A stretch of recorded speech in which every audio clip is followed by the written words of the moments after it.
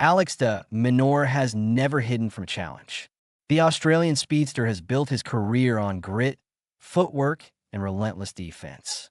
But after watching what unfolded at the 2026 Australian Open, de Minaur walked away with something more than just admiration. He walked away with a blueprint, and that blueprint had one name written all over it: Novak Djokovic. The lesson for Melbourne at this year's Australian Open: Djokovic once again proved why he remains one of the most feared competitors in the sport.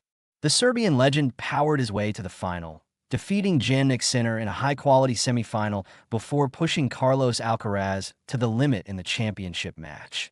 Although Djokovic ultimately fell short of a record-breaking 25th Grand Slam title, he made one thing crystal clear: he can still go toe-to-toe with a new generation. That is exactly what caught de Minaur's attention. Speaking on his YouTube channel, the Australian reflected on watching Djokovic's semi-final and final matches closely. What stood out wasn't just the tactical awareness or mental resilience. It was something far more measurable: ball speed. That strike, that inevitable ball speed. De Minaur described feeling the difference that Djokovic's ability to hit through the court, particularly down the middle, created constant pressure.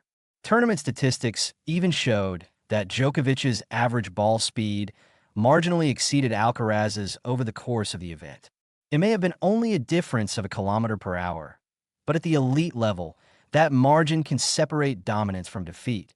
For de Minaur, the message was simple: if Djokovic, at this stage of his career, can generate that level of pressure against Alcaraz and Sinner, then it is possible, but it requires evolution. Why this matters for de Minaur's quarterfinal loss to Alcaraz in Melbourne exposed the current gap. The Australian competes ferociously. His movement is among the best in the world. His counterpunching can frustrate almost anyone. But against the very top, particularly Alcaraz and Sinner, defensive excellence is not enough. Both Alcaraz and Sinner thrive when given rhythm. They dictate rallies early. They impose power and depth.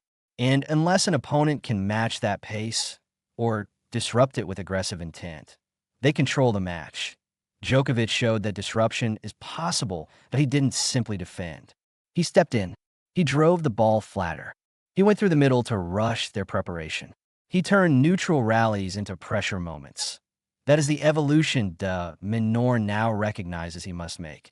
The middle of the court, an underrated battlefield. One of the most revealing parts of de Minaur's analysis was his focus on playing up and down the middle.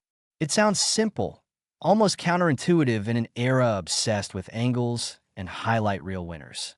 But Djokovic's strategy was clear: take time away. By striking firmly through the center, Djokovic limited Alcaraz's and Sinner's ability to create sharp angles. He forced them to hit on the move. He made them uncomfortable. This wasn't flashy tennis. It was suffocating tennis. And it worked. For de Minaur, who often relies on extending rallies wide and absorbing pace, this represents a philosophical shift. It means adding weight to his ground strokes. It means stepping inside the baseline more often.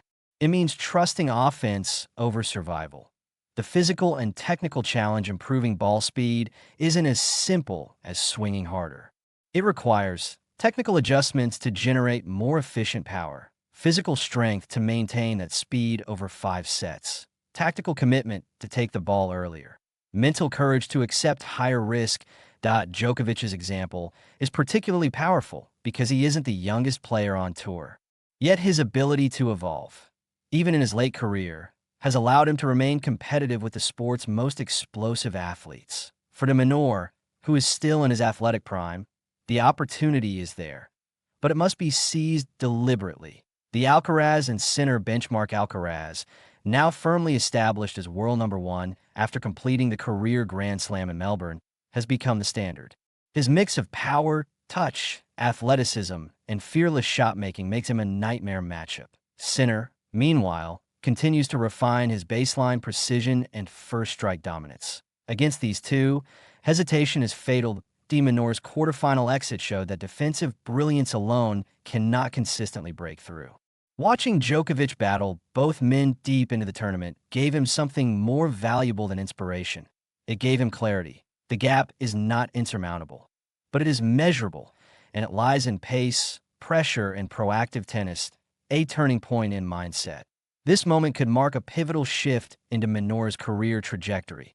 For years, he has been known as one of the tour's fiercest competitors, a player who maximizes his tools. Now he appears ready to expand them. Recognizing the need to improve is one thing. Publicly acknowledging it and pointing directly to a model for growth is another. Why studying Djokovic's approach in Melbourne, de Minaur has identified a tangible pathway. Increase average ball speed. Apply pressure through the middle. Step inside the court. Take time away from elite shot makers. If he succeeds in implementing those changes, the Australian could transform from a consistent top 10 threat into a genuine Grand Slam contender.